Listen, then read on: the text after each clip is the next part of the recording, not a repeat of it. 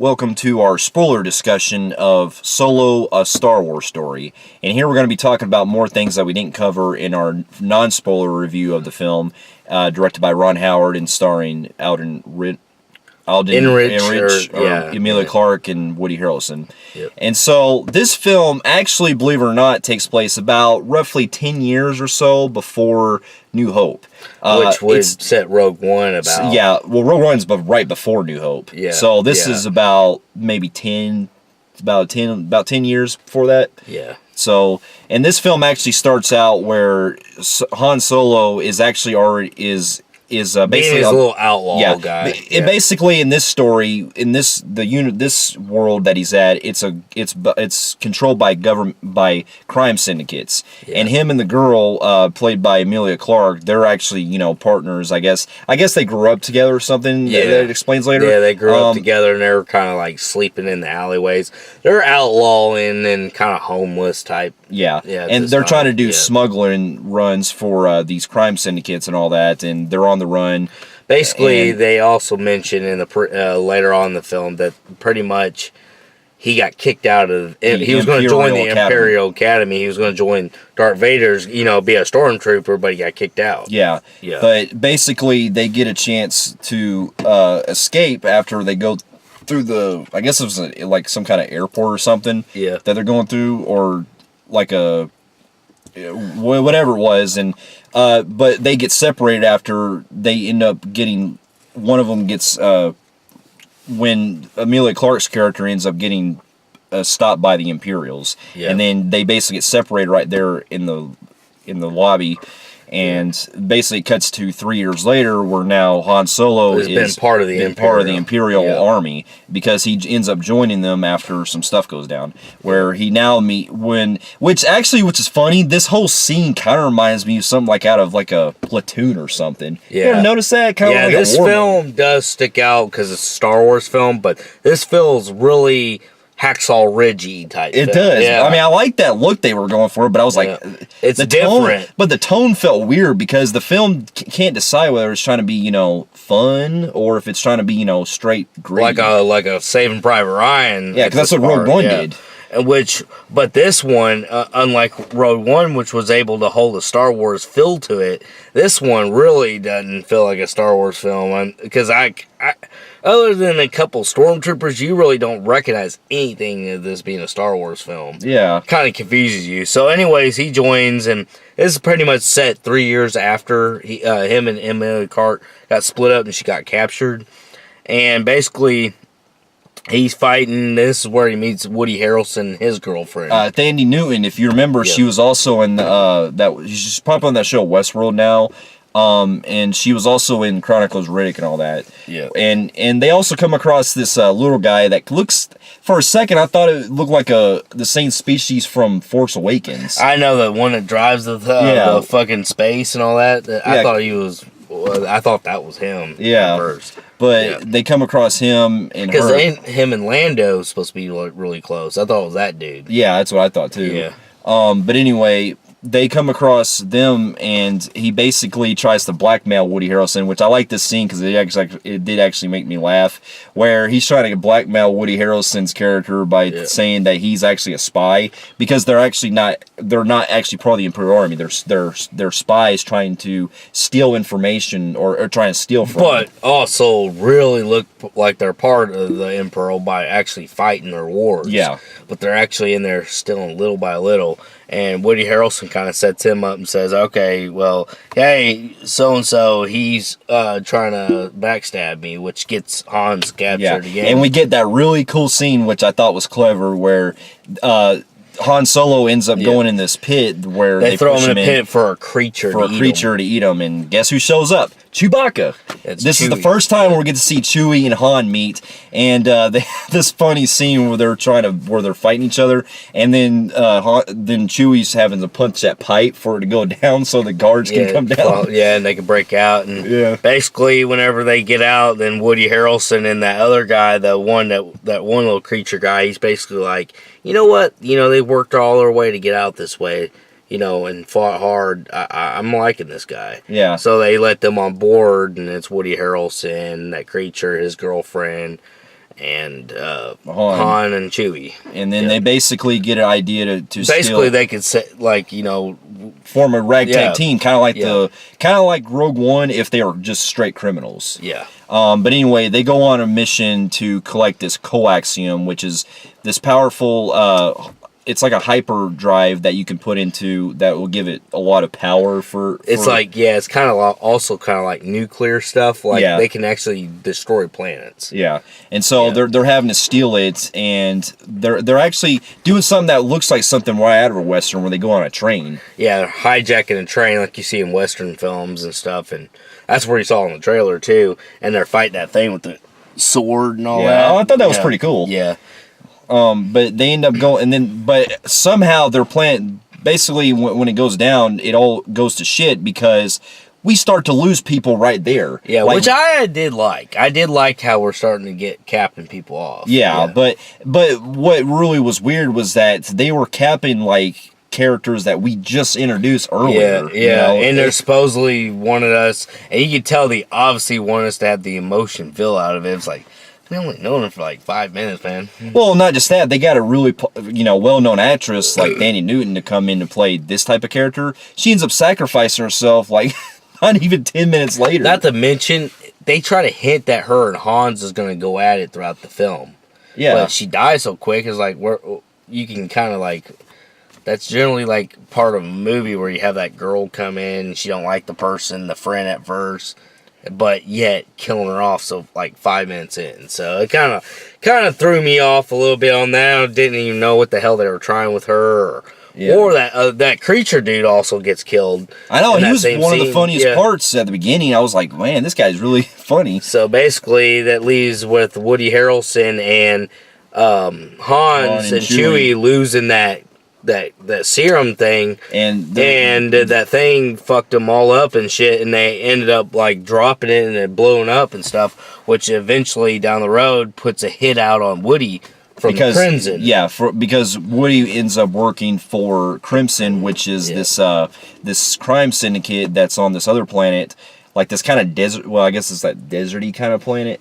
Where basically Paul Bettany, if you remember who played Vision, he's part of that syndicate. Yeah, and he kind of runs it. Yeah, and he's basically the person we're talking about in our other review that is kind of making you think they're the villain at first, because when we first see him, he's already killing somebody. Yeah. And he's basically our villain that gets like 4 minutes of screen time. Yeah. So we'll get to that later. Okay. But anyway, they introduce him, and then we also see that Emilia Clarke is there also, and she runs into Han. After 3 years later, and all of a sudden, I don't have the hots for you no more. And that was a weird scene, because you would think they were like, oh my god, well, he showed it, but she didn't really show it. Yeah. I don't even get what the fuck they were trying to do with that. Like that, it just seemed like really off. Like the way she portrays herself is like she tries to, like, she wasn't trying. It's like she legitimately didn't know who he was. I'm like, like, if you don't remember the whole relationship, I get that you might be working for the bad people right now, and you're probably hiding out, but that's not what you portrayed it as. Yeah. And it kind of confused me. Or anyways, Hans, Chewie, and Woody go back to the Crimson, which, by the way, Woody's been working for all this time, and they're given one last chance, because Woody Harrelson basically has to explain himself why he failed that mission, and basically they're given one more mission, and if he fails it, they get killed. Yeah. Yeah. And so that sets up a good plot point right there for the way that it goes throughout the film, because later on they end up having to use a new ship, and so they actually come across Lando, because Emilia Clarke's character happens to know Lando, and they go to that place where he's basically a gambler. Yeah, he's a gambler. But it's kind of remind me of that one from, if you guys remember from the whole franchise of Star Wars, where they go to that bar. Yeah. It kind of remind me of that. And I thought it was at first. Yeah. I thought that's where they're at. But yeah, they meet Lando, and you know who he is. He's a gambler, hardcore. He likes to trick people too. And which is funny, because the first time we actually see him gambling with Han, Han tries to make a deal with him where if he wins, he gets his ship. And basically he wins it firsthand, but then we see Lando actually has an extra card that he pull out. He does Western as another Western thing with the whole with the gambling thing with the cheating cards. If you guys watch Western History Channel and all that, they tell you that was a big deal back in the Western times. Yeah, cheating, and they would build those mechanical arms that would shoot out that card. I thought card. I like that. I do like the Western themes they do with this. It's pretty interesting. But continuing on. But basically, we that's when also we get a chance to see the Millennium Falcon, like you see in the trailers, in its first form, and it's just it gave me that nostalgic feel again, like the other films, where it brought you back to when you first saw the Millennium Falcon from the original films. That cool ship that. Nobody really knew what it was, but when you see how it goes throughout the rest of the film, it's kicking ass. But anyway, they have to basically work with Lando, because Lando gets offered by Woody Harrelson. They'll cut him a deal if they can help him steal that coaxium. And basically go to this planet armed by all these little creatures, and they had to do some little trick play where Emilia Clarke is playing her Crimson way, where she's bringing prisoners. And what's funny, what's another thing I like here is that Woody Harrelson is actually wearing the same disguise that Lando wore in Return of the Jedi when they're going into Jabba's place. Which I thought that was really another great reference. The references are pretty strong in this film, and I'll give him credit on that.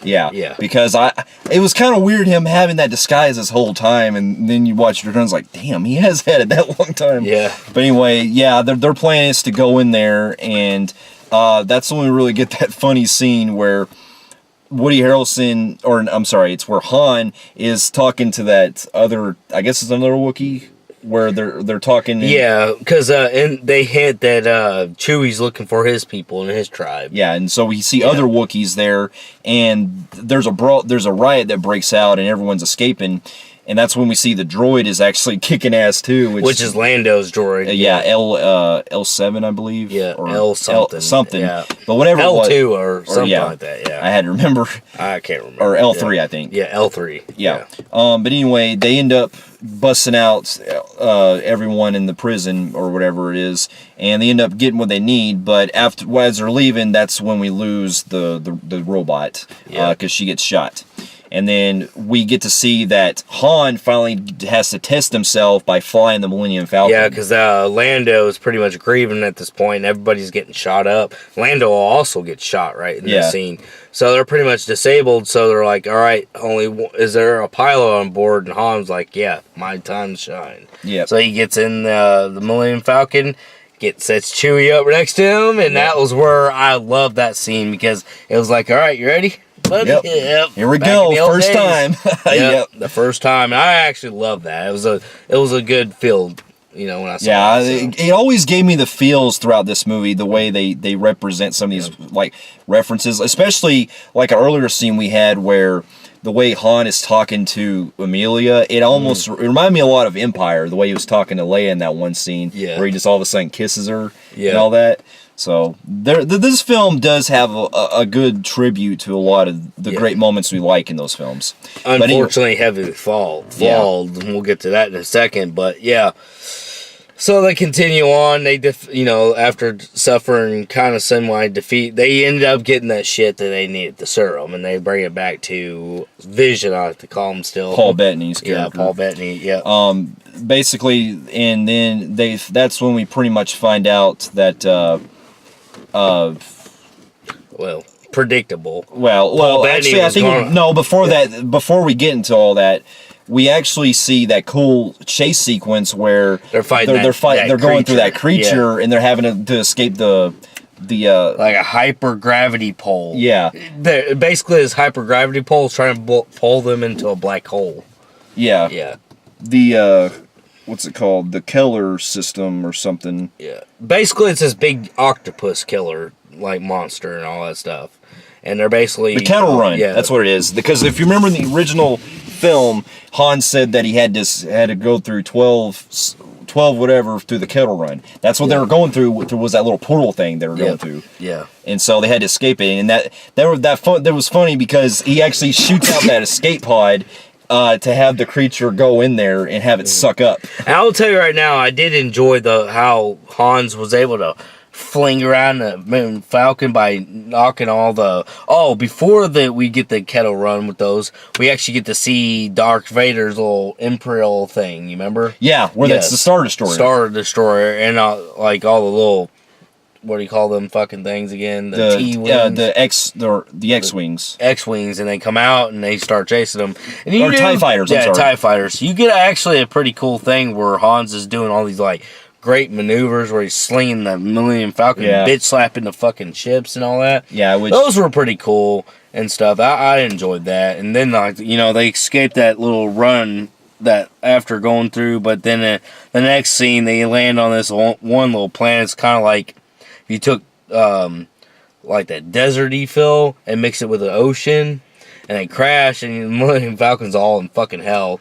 And basically, this is kind of pretty much the last time we see Lando until the end. Yeah, because if you remember in Empire, when you first see Lando show up, where he's, you know, talking shit to Han, saying, it's like, you know, he was pissed off because of that thing he did at the kettle run. Yeah. Well, this is where that scene happened, where he's basically like, I'll never ever speak to you again, or whatever, that you'll never see me again. Yeah. Where basically he ends up leaving and taking the Millennium Falcon off, and that's throughout the film. We're seeing this person that's also after Han and crew at that train. Yeah, that they finally bring to play in this scene. The one that had the spear that basically, you know, fucking we lost some people in, and they were actually rebels. Yeah, they were actually, well, this is before the rebellion. This is the rebellion. These are kids talking about being rebellions. Yeah, in the future. Because at this point, I don't know if the rebellion has actually been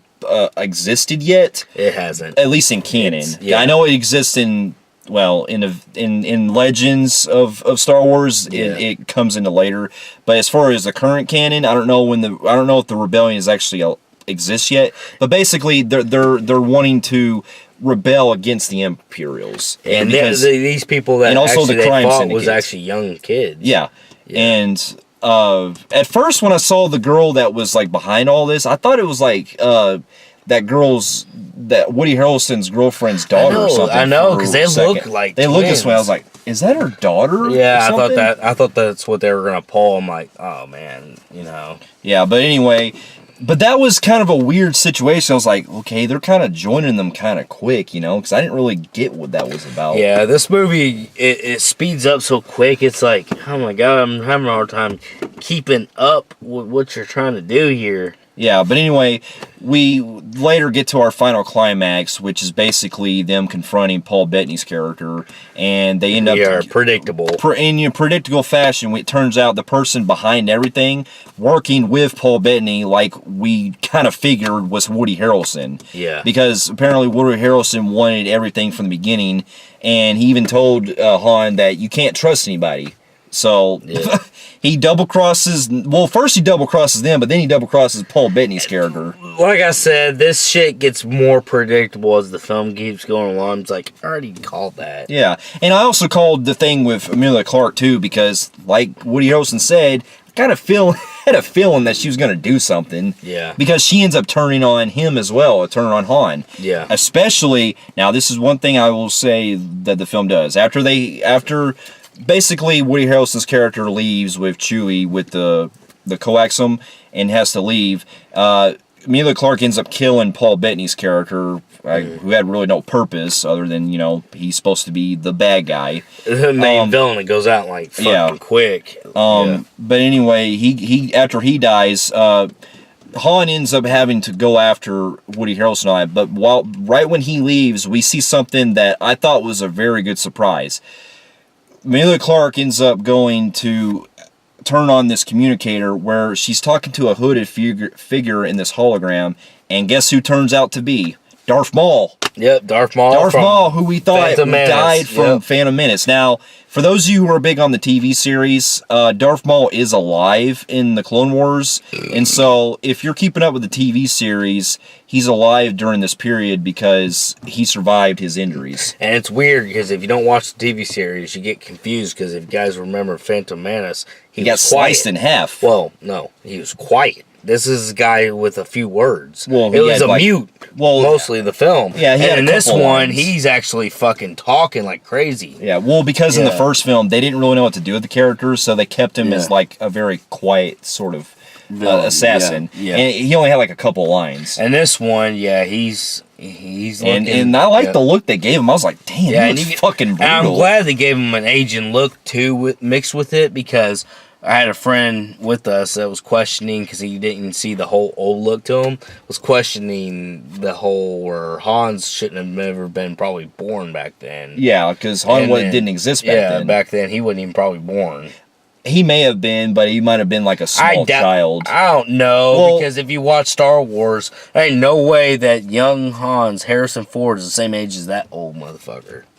True, you got a point. Because Darth Vader was old looking, But anyway, Darth Maul shows up, and he's basically the person that Emilia Clarke and Paul Bettany and all them were working for the whole time. Not to mention, you got to think that Han Solo is around the same age as Leia. He gets with Leia. So he couldn't have not been their daddy's age. Well, true, So that's true.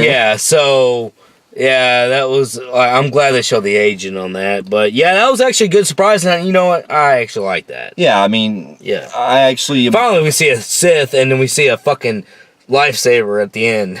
We didn't see one. We just saw the traditional gun shooting. That we saw in the other films, but we never saw the fucking lightsaber until the end. Yeah, and then we get this. And then we get after that. She ends up leaving to go on her mission, and then we see the final showdown that goes with Han Solo with Harrison Ford, and basically now this is really this is a Han Solo, with Chewie. Well, I'm saying Woody Harrelson and Han Solo, because basically what happens is they have a showdown similar to a Western where they're doing their guns drawn, quick draw, and of course Han shoots first.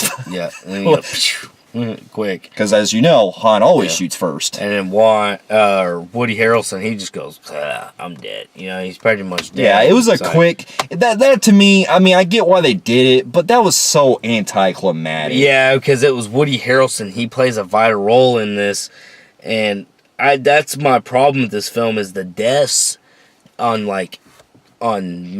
main good characters so quick that we didn't get to know who they fucking was to care. And then when the villains come, where you have Woody Harrelson backstabbing, then you have Vision motherfucker dying.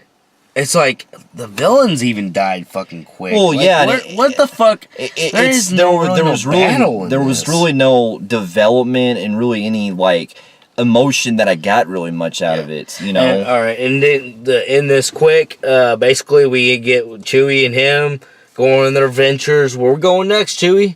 And stuff, and doing their thing, and then they bring up Jabba the Hutt. Yeah, they'd say there's a gangster I've heard about where he's actually hiring bounties and stuff. Or I'm really presumably they're going to Tatooine to see Jabba. Yeah. So this is actually leading up to sequels that we'll probably see in the future. Now, I'm actually interested in the sequel with Jabba the Hutt and all that stuff. Now we're getting into more of my territory. I get that this was trying to be the beginning, but I thought it was kind of a weak beginning. Yeah. Even though it was a better film than I expected, because I actually expected this film to be fucking terrible, but it actually was like, okay, it's doable, I own it.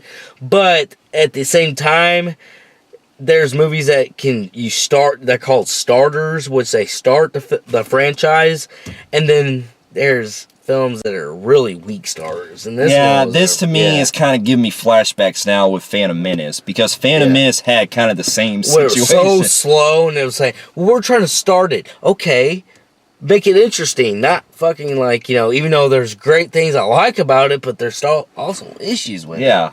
That's how I felt with this one. It's not a bad film at no means, but I'm just saying it really to me, it felt like there wasn't enough to give for the character of Han, at least in this film. Because they could have added so much more than what we got. And like we said, in our last review on the spoiler free, the guy who played Hans was great. The chemistry between all the characters were great. The writing on the characters, unfortunately, was not great. And that's what made some of the people criticize some of the actors when it wasn't their fault. Yeah. But everybody's performance was great. I thought the guy who played Hans was awesome. Yeah, and I had some fun moments too. Like a lot of the action scenes they have, they are fun. They got some fun, and they got some cool callbacks to some of the other films too. But it's just that the story, I felt like they didn't add much to Star Wars. Yeah. And you want to see us go in real big detail on pros and cons, go to a spoiler-free review. But if I had to add anything that we couldn't have talked about, pro con in the last, video, because it would spoil it.